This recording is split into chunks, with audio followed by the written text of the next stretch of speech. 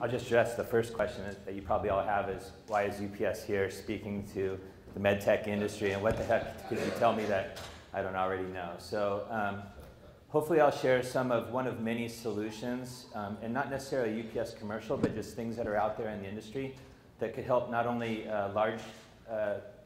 large Fortune 500 companies, but also small and small startup companies in regards to medical device.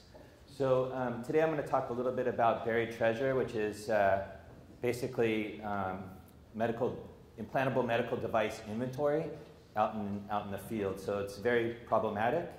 And well, let's just, do I have a clicker? Okay.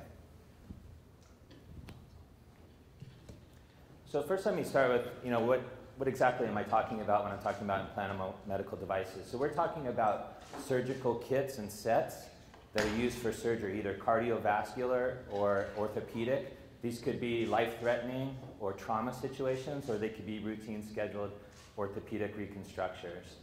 But the piece that's important here is that the supply chains are complex, and the parts and equipment is not only critical, but can be very, very expensive. So this diagram that's flowing through is really, a flow chart of the supply chain of an implantable medical device company. So you have the manufacturer, which often ships goods to a distributor or a DC for distribution out to the surgical centers and or branch offices or field service reps. Those reps take it to the hospital, or there might even be consignment stock at a hospital that's used for surgery. Then that surgery, the kits are collected, they're taken back to afford like a loaner hub kit place where they're getting autoclaved and sterilized, replenished, QA checks, repair if needed, and they're being put right back into the supply chain. So the challenge here is that there's a lot of inventory out in the field or in consignment closets in hospitals. And not only does the manufacturer not always have visibility to it, they don't always have access to it. And what would it be like if you could kind of control that piece of the supply chain? So some other challenges, I'm probably singing to the choir here, regardless if you're small or large company, but there's multiple challenges, not only in implantable medical device, but also in like in vitro diagnostics, which has a very similar supply chain as well. You have cost pressures.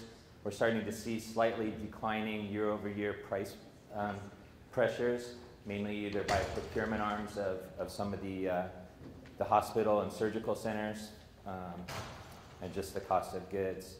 Regulations, it's never going away, right? And if anything, it's getting more complex. Compliance is a must. You start to see a lot of companies that are getting in trouble for not following regulations and compliance, so staying up on that is critical. And then sales force utilization.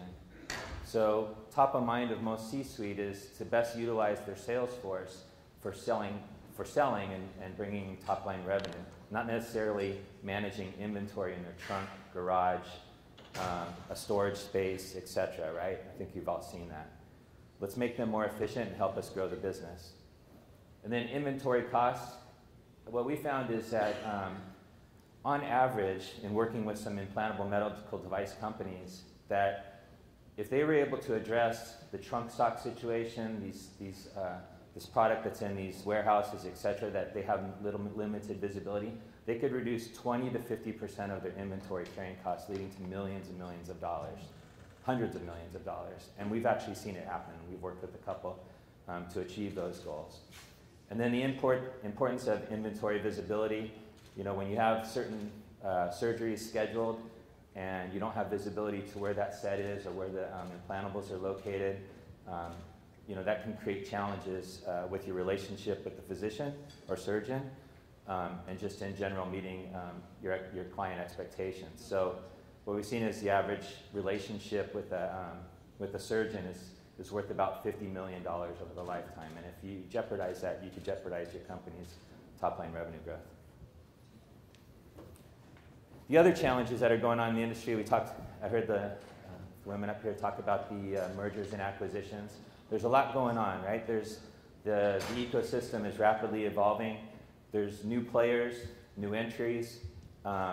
we have non-traditional companies that are entering the space, like the Amazons, that are totally disruptive. So if you're an implantable medical device company, you have to find a way to be competitive, to reduce your inventory carrying costs, to improve your service level agreements that you have with the physician's offices, and be able to compete with some of these.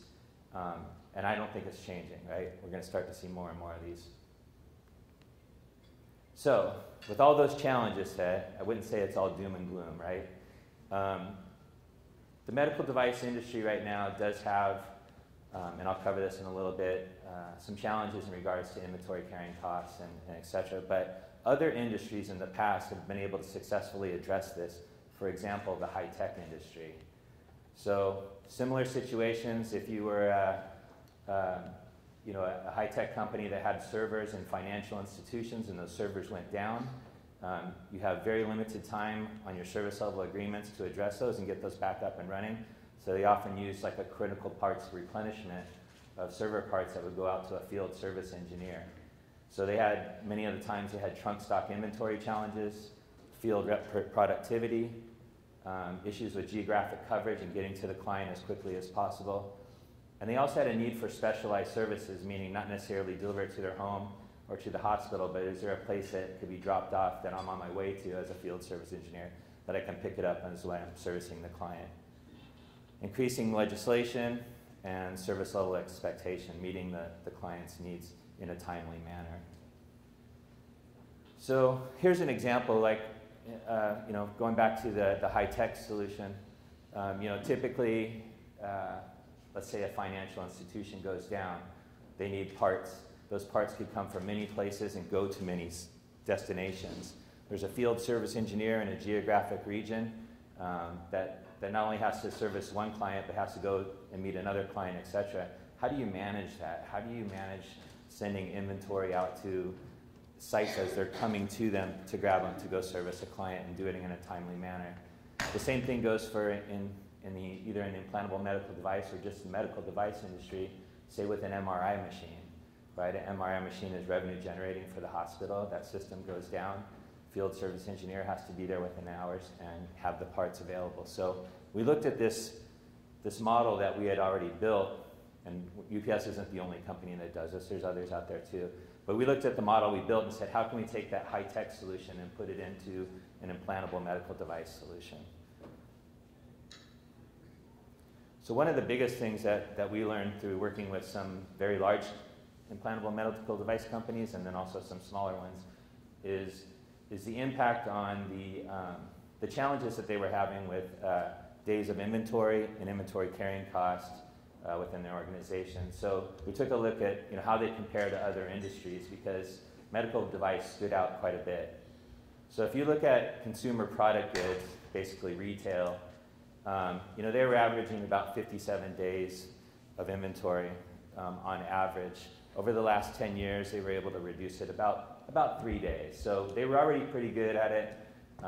Wasn't super significant, but still had some improvement.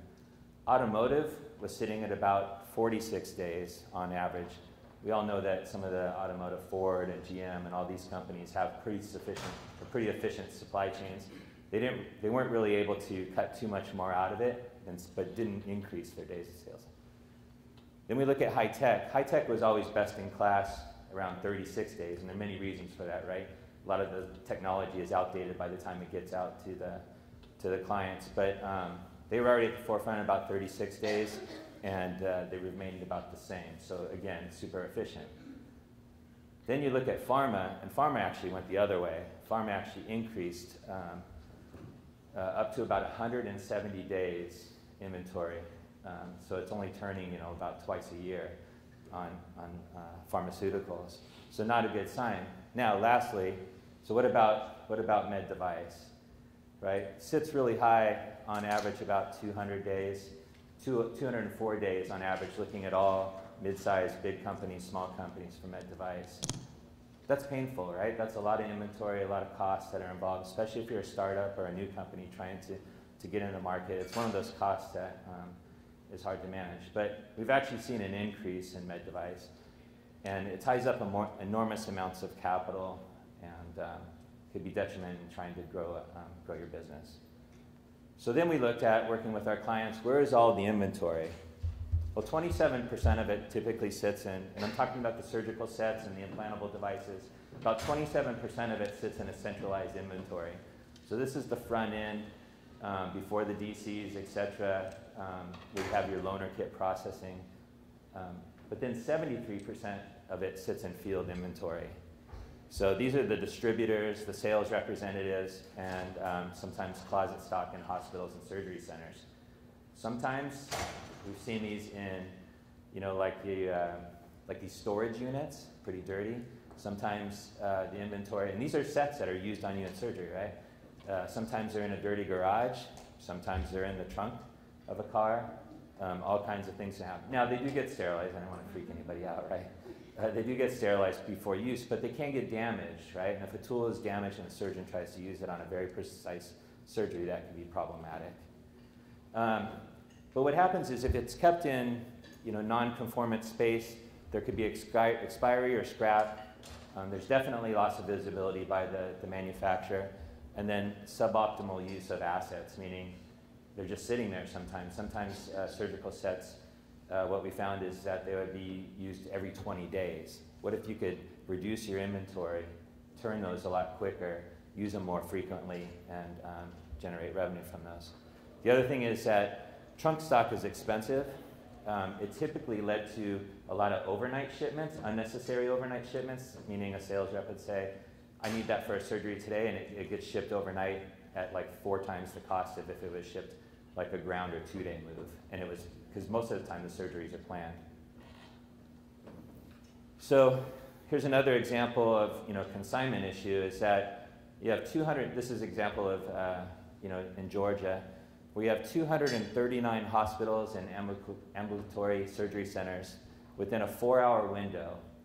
So that's a lot of, with an average kit, about $50,000, right? And a set meaning, maybe 2 or 3 kits.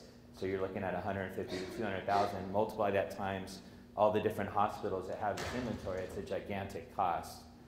So, how much is tied up in consignment? So the medical device companies were saying, how do we address this? How do we go from 204 days of inventory costs down to closer to like a retail segment? So working with someone like UPS, which is a logistics provider, we were able to work using a couple methodologies that we use with all our clients. And that is, where are the surgeries occurring by density, which is the red sections? Where's the population, which is the green sections? How can we plug in a solution where you can keep inventory closer to those high density areas within a 4-hour window? So when you do that, then you can cut out about 20 to 50% of your inventory carrying costs, reduce your inventory, and cut out about 10 to 30% of those expedited orders by the sales reps that are not necessary. So what we did is we already had an infrastructure for high tech, and we turned some of those facilities, 36 of them, into CGDP compliant facilities that could do facilitation of loaner kits and implantable devices out to a surgery center within 4 hours. We can hit 80% of the market, 80% of the hospital beds in the US within 4 hours, and leveraging a ground service to boot. So these companies can take advantage of that. The nice thing is, from a startup or a small business perspective, these are small facilities. You don't have to be in all 28 or 36 of them.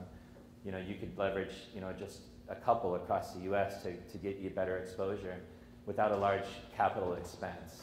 So it's not your facilities, you're outsourcing it, and you're getting full, all the service levels. But when we look at it, when UPS does, when we worked with Medtronic and a few others, J&J and Alphatech Spine down south, we looked at it and said, it can't just be a warehousing solution. It has to have IT, QA, and a regulated facility to meet the needs of the implantable medical device companies.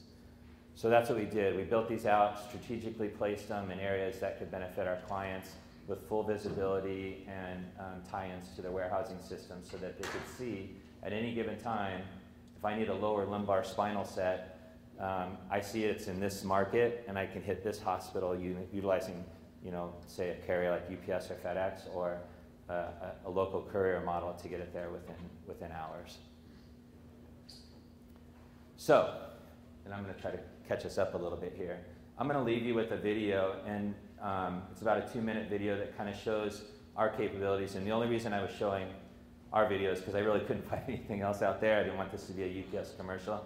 But the message here is that the challenge has also been that companies, because they're surgical sets and because there's QA, and these are really expensive tools, and they feel like they need to inspect them and repair them as needed, and they want their compliance groups managing this process, that they've been afraid to outsource this, to hand it off to someone else. Well, in our facilities, we have some of the customers of ours that we actually manage that process, and we have some where we have their folks in our facility in managing the process. So I'm going to leave with this video, kind of show you some of the capabilities that are out there, both for the receiving, the QA check, the RFID, scan, and then also the autoclave process, and then re-inventorying the stock, having it ready for another surgery within hours. So.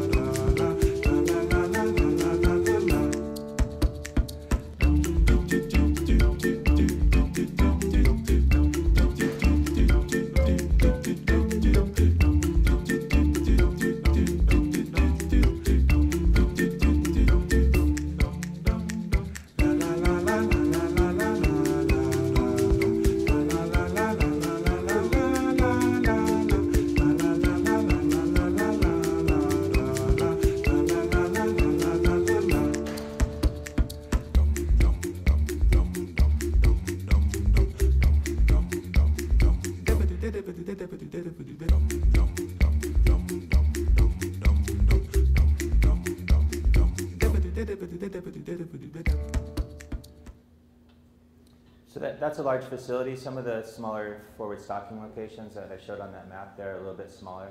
But I think two things that usually come up from the video. One is, do they really wear smocks and hospital type gowns? And they do, right, because of the environment. And two, we actually do more than just deliver your Amazon package and wine of the month package. So, did someone have a question? Sure. I was using you guys, UPS. I ship a medical device that's in every walk of medicine. It's in a Halliburton case. It's a $35,000 instrument. I pack it up. You guys pick it up. Then it ends up in Texas with screws out of it. What's going on with my package from the time it leaves my operation to get to that client in Texas? That now screws have been removed from the top. I mean, it's in a Halliburton case, and I go from the veterinarian to the hospital, but in one area in Texas and going into Canada, it's getting taken apart. So yeah, I don't know. So I can't. I mean, I'd like to see some factual data, like the tracking number or whatever, some example. We'll take a look at it offline. I mean, so and that's another reason why we have some of these solutions, is that anything can happen in the shipping model. Any carrier that tells you they're perfect, they're not, right? So we have solutions on top of some of these that I shared that we can do extra monitoring and intervention. Sometimes things happen. I don't, usually in my 30 years at UPS, I haven't seen too many that we haven't been able to fix if there's something going on. But I'll take it offline immediately. TSA or somebody, because it's got a battery, it's a lead acid battery in there, and this is a $35,000 device. And when it shows up with screws, so those screws out because they took it apart and they couldn't figure out how to get the screws back in. Somebody's taking my stuff apart. Yeah, so, I'll just state for the record, UPS, FedEx, Post, none of us open packages unless there's a concern or issue like a leaking package or something like that. But if it does go through customs, sometimes the U.S. customs agents will do stuff like that. But I'll get some information from you, take it offline, and try to help you out. But it's good. Yeah. So when the case is done at the hospital, does the kit go back to you guys then for replenishment, so it doesn't go back to the manufacturer anymore? Because one of the problems that I'm familiar with is that things end up missing. A hammer falls out or a drill bit or something, and then you get a phone call from the rep because that's missing. Do you have a system to address those types of issues? Yeah, so we build the model based on the client's need. There are situations where they keep some consignment stock, but maybe the higher usage items stay on consignment. Some of the other specialty surgical sets may go back to the loaner hub for cleansing, but that's why we do that QA check when it first comes in. We do an RFID tag scan, make sure everything's in there. You saw it go through like it had an x-ray, and we're basically, because it comes in, we receive the tote. We don't actually, the trays are inside the totes. So that's when we tell the manufacturer, hey, you're missing a hammer or something like that. It might have been left in the OR or whatever. And then we can actually go to the inventory and pull that and then, replenish it, et cetera, and let the manufacturer know. So. Yeah. Just a quick question. Sure. So does UPS and Blitz organized have a division or section, subdivision for healthcare products that are being shipped? Yeah, so that's a great question. It'll be my last answer for you. So I'm part of that group. It's called, in our organization, it's called Healthcare Strategy. So we have 100 plus people in our organization that have subject matter expertise in many different fields like specialty pharma. I ran our diagnostic lab strategy for the last couple of years. Prior to that, implantable medical devices. But we have folks that have resources and skill set and that are utilizing, building out some new services and solutions specifically to meet the challenges like I was sharing. Each industry has its own challenges. Each sub-industry within healthcare has its own challenges. And I think one of the things that we do really well, and my group does, is we listen to the clients. I'm in front of clients every week just saying, what are some of your biggest challenges? Regardless of your size and your product, what are some of your biggest challenges? How could a supply chain company figure out ways to not only help you, but also differentiate us from our competitors? So.